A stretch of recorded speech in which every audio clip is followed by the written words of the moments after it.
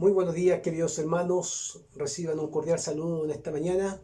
Queremos compartir la palabra del Señor hoy día en el libro de Efesios, capítulo 6, versículo 1 al 4. Y dice así la palabra del Señor: Hijos, obedezcan a sus padres en el Señor, porque esto es justo. Honra a tu padre y a tu madre, que es el primer mandamiento con promesa, para que te vaya bien y para que tengas larga vida sobre la tierra. Y ustedes, padres, no provoquen a ira a sus hijos, sino críenlos en la disciplina e instrucción del Señor. Oremos al Señor. Gracias te damos, Señor, en esta mañana por tu palabra. Queremos rogar tu bendición sobre ella para nuestras vidas y que podamos también hoy día escuchar los consejos que se dieron en el pasado, pero que tienen modificaciones para nuestras vidas en el presente. Que esa palabra sea una palabra fresca, que se renueve en nosotros, pero que también modifique las conductas, Señor, que seguramente no te agradan a ti de nuestro desarrollo en nuestras relaciones interpersonales, ya sea en la familia como fuera de la familia. Te pido tu bendición por mis hermanos que están en sus hogares, que tu gracia les bendiga y les alcance cada día. En el nombre de Jesús. Amén. Bien, la palabra del Señor que hemos leído hoy día sigue esta conexión con las tablas domésticas, tablas de instrucciones domésticas, ¿cierto? Que se entregan por el apóstol Pablo para la iglesia de Éfeso. Y aquí es muy importante mencionar que seguimos de alguna manera resaltando cómo esta nueva humanidad, esta expresión de nuestro cambio, ¿cierto?, se refleja también en comportamientos adecuados en nuestras relaciones interpersonales como también familiares. Eh, Cuando pensamos en estas tablas de deberes domésticos, tenemos que dejar claro que no era la única tabla que existía en el siglo I. Habían otras que recorrían en distintos lugares, por supuesto en distintas aldeas, y eran propias del mundo pagano. Se toman estas tablas, se traen al consejo de la iglesia, pero se modifican porque existen modificaciones importantes que el apóstol agrega en relación a lo que está pasando con la vida familiar del siglo I, que es muy distinta a la vida familiar que se debe tener como una nueva creación, como hijos de aquel que cambió nuestras vidas, y por supuesto debemos tener un comportamiento distinto. También recordar que estas tablas de deberes domésticos tiene como propósito normar de alguna manera el funcionamiento de las relaciones que existen dentro de la familia, el esposo y la esposa, el hijo y el padre, el amo y el esclavo, y con eso de alguna manera se aseguraba el buen funcionamiento de la sociedad. Hemos dicho anteriormente que de estas tablas de deberes domésticos, ¿cierto?, van a incorporar modificaciones muy importantes en la vida de la familia cristiana para marcar la diferencia que debe existir entre la familia del siglo I y la familia que ha sido renovada por la obra de Cristo. También aclarar que es importante entender hoy día que el texto bíblico, ese texto del siglo I, que fue escrito en una cultura, en un ambiente distinto al nuestro, no podemos imponerlo como una categoría actual. Acá no podemos traerlo y actualizarlo acá de la misma manera, o sea, no lo podemos leer literal. Necesitamos buscar un método para leerlo. Ya el pastor Javier el domingo anterior nos explicaba esto, que es importante establecer un método para leer estos textos bíblicos, traerlos a nuestro tiempo y ver qué nos aportan o qué va a ser lo novedoso del texto bíblico para nuestra vida. Y ahí encontramos un camino que ya se estableció, que es el camino de preguntarnos qué es lo nuevo en relación al Padre y el Hijo, y qué es lo común del siglo I en la relación Padre e Hijo. Cuando nos acercamos a estas preguntas, debemos partir entonces diciendo, en primer lugar, que en el capítulo 6, verso 1 al 3, dice: hijos, obedezcan a sus padres en el Señor, porque esto es justo. Entonces nos tenemos que hacer la pregunta: ¿qué es lo común en el siglo I en relación al hijo? Y aquí hay cosas muy importantes que decir. Especialmente en el Imperio Romano hay que decir que los niños no tenían un valor, no eran considerados personas. Se actuaba con mucha crueldad en términos de la relación con los niños. Los niños no solo no tenían valor, sino que además existía la práctica del abandono. Eran abandonados por los padres cuando no los deseaban. Eran rechazados, eran dejados en la intemperie a veces para que murieran. Incluso el padre de la época del siglo I tenía todas las posibilidades de rechazar a un niño, asesinándolo si el niño era débil y asesinándolo si el niño venía con una malformación. Por lo tanto, la crueldad de la cultura en relación a los niños era bastante fuerte para nuestros tiempos, porque estas cosas en estos tiempos son condenadas legalmente, por supuesto, y rechazadas socialmente. Aún los niños en el tiempo del siglo I, aún los niños más saludables eran considerados una molestia.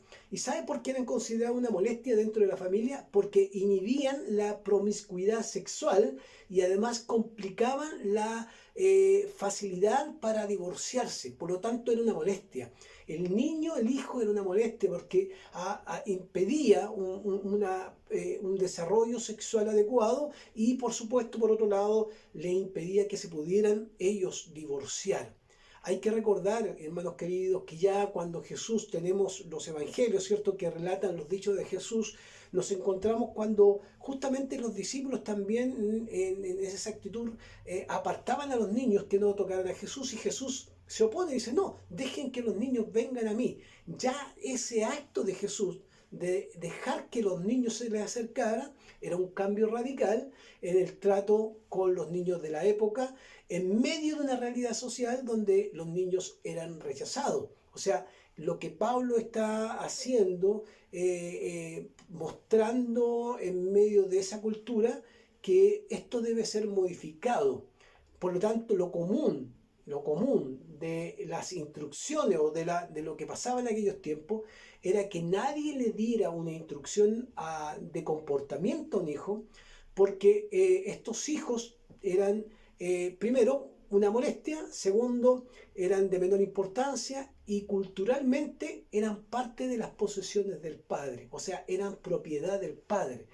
Como eran propiedad del padre, no tenían derechos a pensar, no tenían derecho a razonar, no tenían independencia, se debían totalmente al padre, lo que el padre decidiera, lo que el padre, la decisión que tomara el padre, eso tenía que asumirse como tal y no se tenía que cuestionar.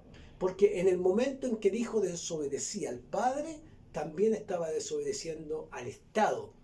Entonces acá encontramos lo común. Ningún niño de la época o ningún hijo de la época recibiría una instrucción como la que Pablo está entregando. Y aquí encontramos lo nuevo. Aquí está lo nuevo de la relación hijo y padre que se tiene que modificar en esta familia cristiana del siglo I. El hecho que se le entregue instrucción en esta escala doméstica hacia los niños ya es un cambio radical. Ahí hay una novedad. Se le entrega instrucción al niño o al hijo y le dice, hijos, obedezcan a sus padres en el Señor, porque esto es justo.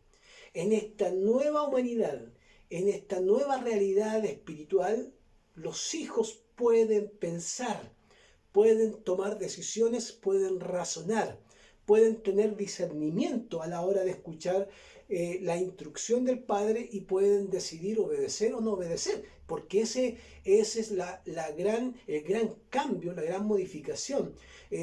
Aun cuando entendemos que el llamado es a obedecer a los padres, pero a estos niños que son parte de la familia cristiana, tienen la libertad, ¿cierto? O son llamados, ¿cierto?, a pensar y tienen la libertad de discernir en Cristo, porque ahí está el tema central, en Cristo, qué obedecer, ¿cierto?, qué deben obedecer y tomar o tener como criterio a Cristo para poder también honrar a sus padres. Pablo entonces le asigna un rol importante al hijo dentro de la familia cristiana. Y eso es lo nuevo. Pablo le asigna un rol importante al hijo dentro de la familia cristiana. Se plantea una exigencia de obediencia a los hijos hacia los padres. Es algo distinto a la sumisión voluntaria que se presentó ya en el pasaje anterior respecto a la esposa y el esposo. Acá se plantea como un mandamiento. El mandamiento es obedezcan a sus padres en el Señor, porque esto es justo, es un mandamiento. Y este mandamiento, por supuesto, requiere que al pensarse desde esta nueva humanidad que ha provocado Cristo en nosotros, estos nuevos cambios, inmediatamente nosotros como hijos podamos conducirnos adecuadamente en nuestra relación con el Padre. Por eso dice, hijos obedezcan a sus padres en el Señor porque esto es justo. Aquí hay tres elementos importantes o tres fundamentos dentro del pasaje que habla sobre la obediencia de los hijos dentro de la familia cristiana. Tres fundamentos que queremos compartir. Lo primero tiene que ver con la naturaleza. Cuando un hijo tiene como, digamos, llamado a obedecer, hay que entenderlo que hay algo en la naturaleza humana que nos lleva también a sujetarnos a aquellos que están en autoridad.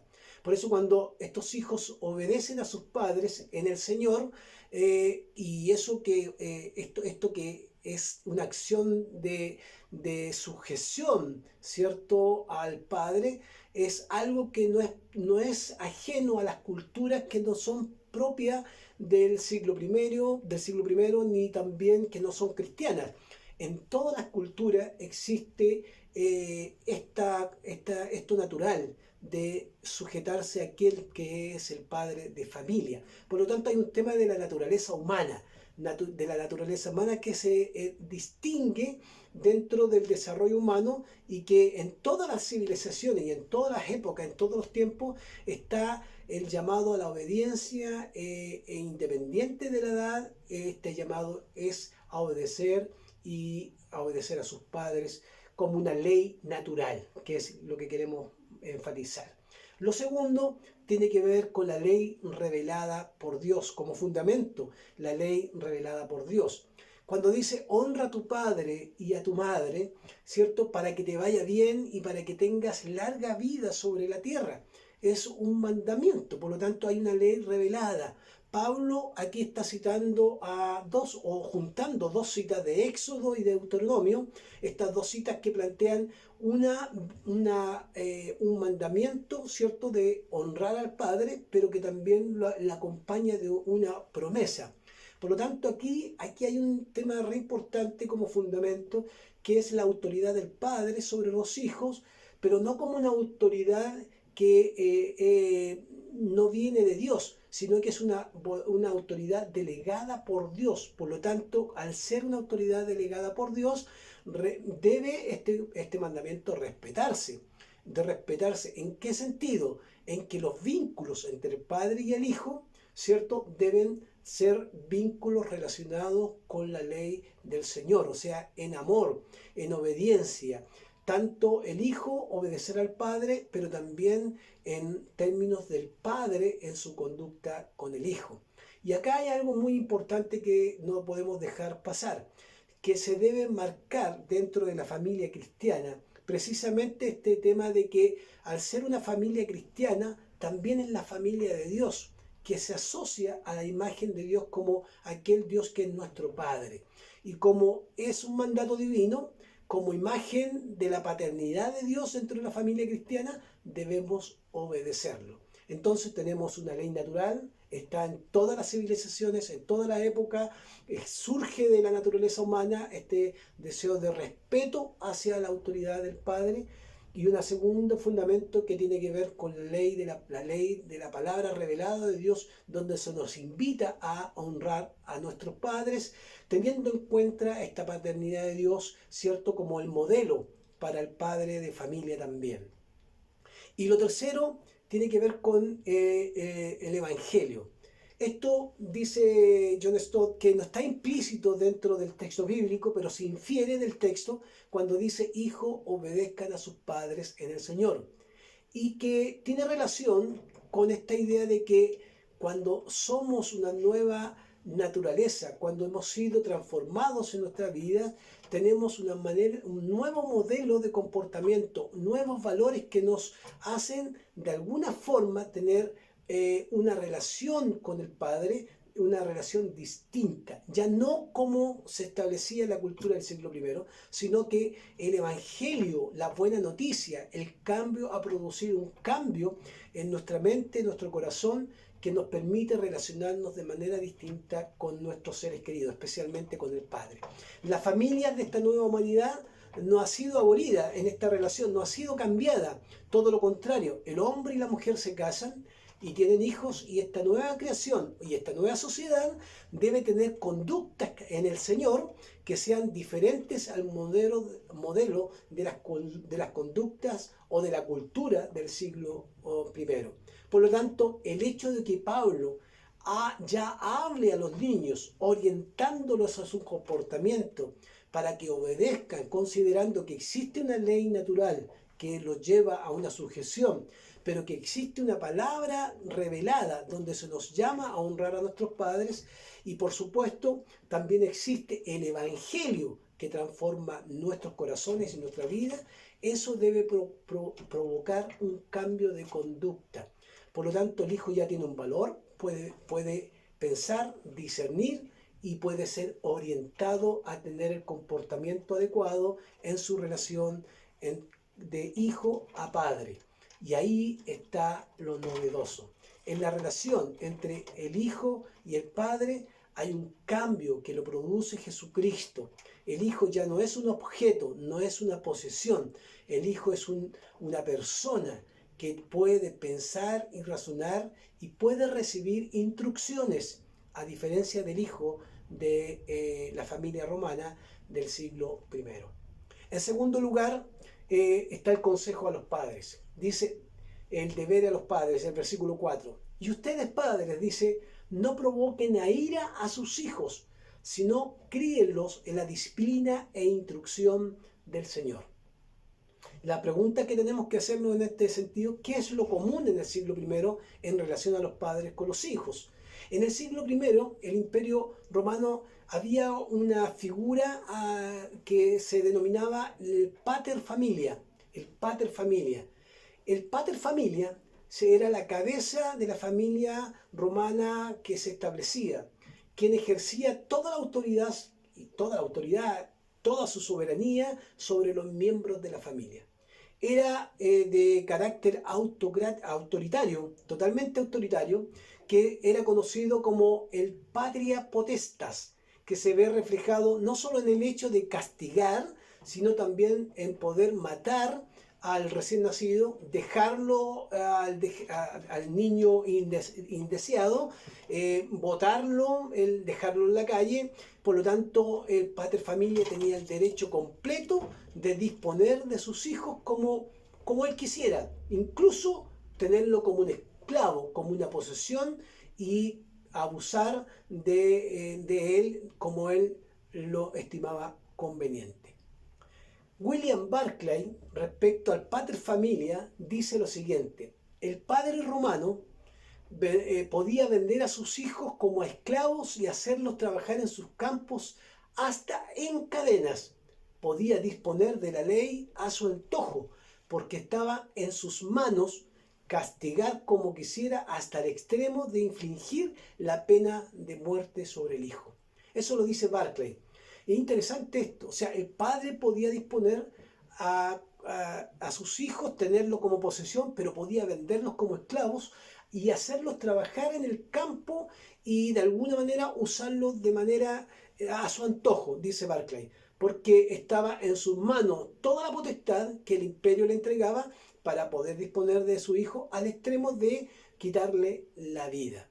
Por lo tanto, el poder del padre romano, y aquí es importante resaltarlo, era vitalicio, duraba toda la vida, aunque el hijo se casara y aunque el hijo estuviera, digamos, en otra realidad, aún en esos términos el hijo estaba bajo la autoridad y la potestad del padre. Por lo tanto, el hijo no podía tener libertad hasta que el padre muriera. Solamente cuando el padre moría, el hijo ya podía tener una independencia. Un hijo romano jamás llegaba a la mayoría de edad, aun cuando hubiera crecido. Siempre era dependiente del padre. Aún siendo adulto era dependiente del padre. O sea, no tenía edad. No había edad que lo separara de esa potestad o de esa autoridad. Eso era lo común. Eso era lo común. Así se establecía la norma en el Imperio Romano. Pero ¿qué es lo que es lo nuevo? ¿Qué es lo novedoso del texto bíblico que hoy día hemos leído?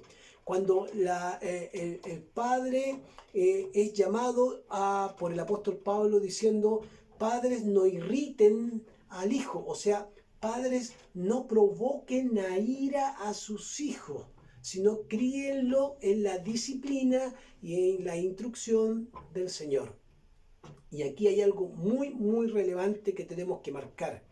Se presenta a los padres, como educadores de sus hijos y lo hacen y educan en el ejercicio de sus facultades como padre, pero también lo hacen bajo el control del Señor, o sea, con dominio propio.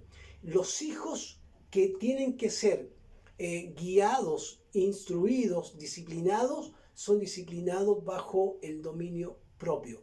Cuando el padre cría o criaban a sus hijos en aquellos tiempos, el padre que cría debe hacerlo de manera distinta al padre del Imperio Romano, a pater familia.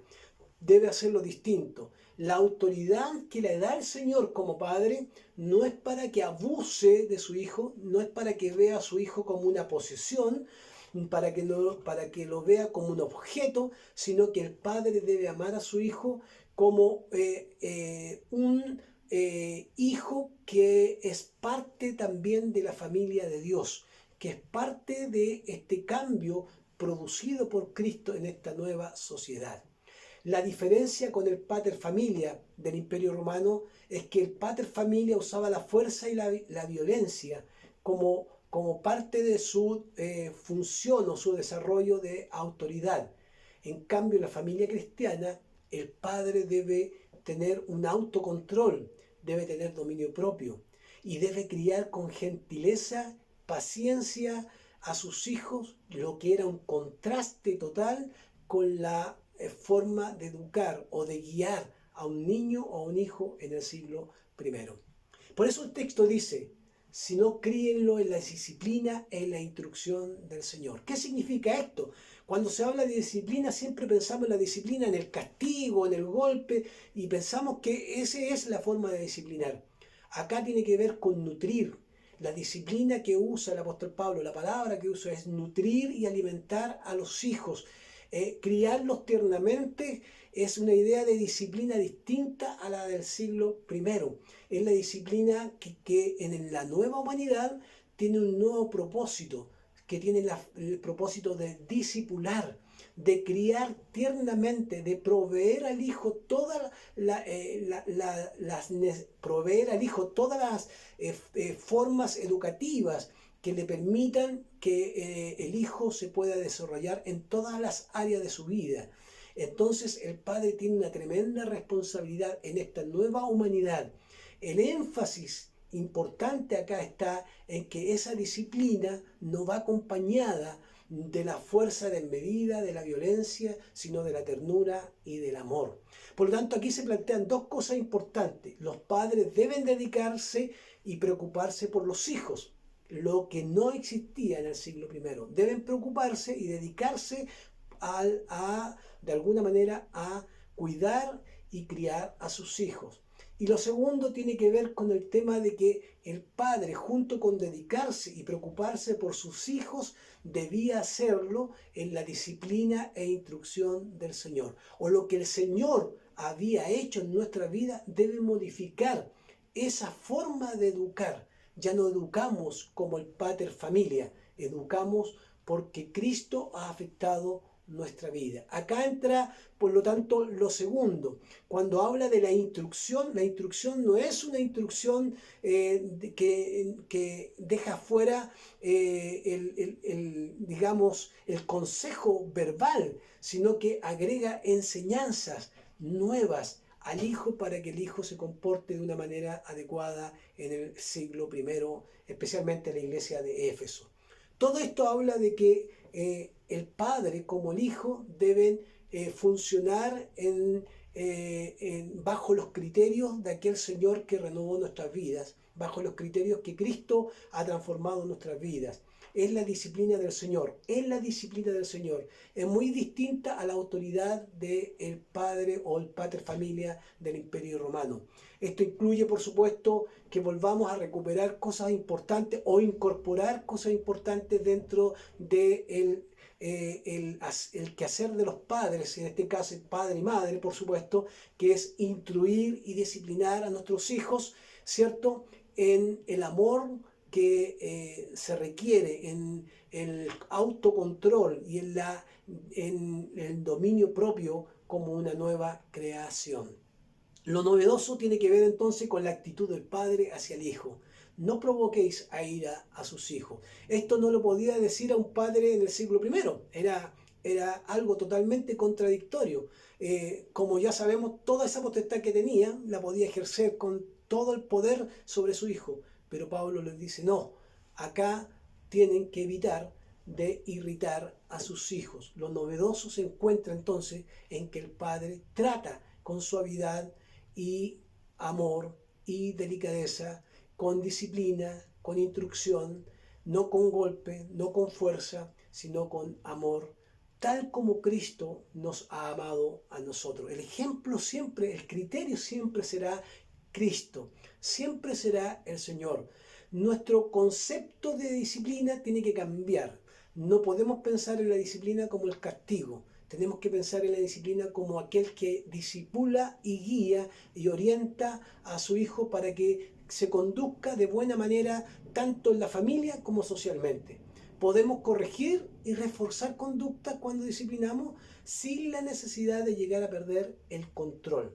Podemos corregir, voy a repetir eso, conductas o reforzar conductas sin la necesidad de perder el control. Y acá tenemos que hacer también, hermanos queridos, como padres, a veces una mea culpa nuestra. A veces perdemos el control. A veces perdemos el control y pecamos porque a veces no nos conducimos adecuadamente como padres que estamos en Cristo. Y eso es algo que hay que cuidar constantemente. No podemos decir que a veces no perdemos el control, nos descontrolamos porque a veces no sabemos seguramente enfrentar ciertas cosas y provocamos a ira o irritamos a nuestros hijos. Y a veces también tenemos que replantear cómo modificar también estas conductas. Déjenme concluir con lo siguiente. Lo novedoso acá, hermanos, y lo reforzamos, es que el hijo debe comportarse de acuerdo con su nueva forma de vida, esta nueva condición. Cristo lo ha cambiado, Cristo lo ha renovado, Cristo lo ha hecho una nueva criatura, por lo tanto, el hijo de la iglesia cristiana, el hijo de la familia cristiana, debe comportarse como, o debe tener como criterio a Cristo en su relación con el Padre, ya sea para obedecerle como para desobedecerlo. Miren lo que estoy diciendo, ya sea para obedecerlo como para desobedecerlo, porque puede ser que aún el Padre, estando en Cristo, no tenga las conductas adecuadas o las órdenes adecuadas o dirijan adecuadamente a su hijo. Por lo tanto, el padre a lo mejor también necesita esa disciplina y esa instrucción de parte de Cristo para modificar su comportamiento. De la misma manera que el hijo debe modificar su comportamiento y su actuar con el padre también tiene que modificar ese comportamiento o esa forma de educar a su hijo. Cristo es el parámetro para tomar decisiones, para aceptar o no aceptar la autoridad del Padre o para obedecer al Padre, pero también Cristo es el parámetro para que el Padre tome los caminos necesarios para instruir y acompañar con delicadeza, con amor y con autocontrol a su hijo. Y termino diciendo que la iglesia, hermanos queridos, solo en este camino de educar y de discipular, la iglesia es un cuerpo que ayuda en la formación del discípulo, pero que no puede reemplazar al padre y no puede reemplazar a la familia.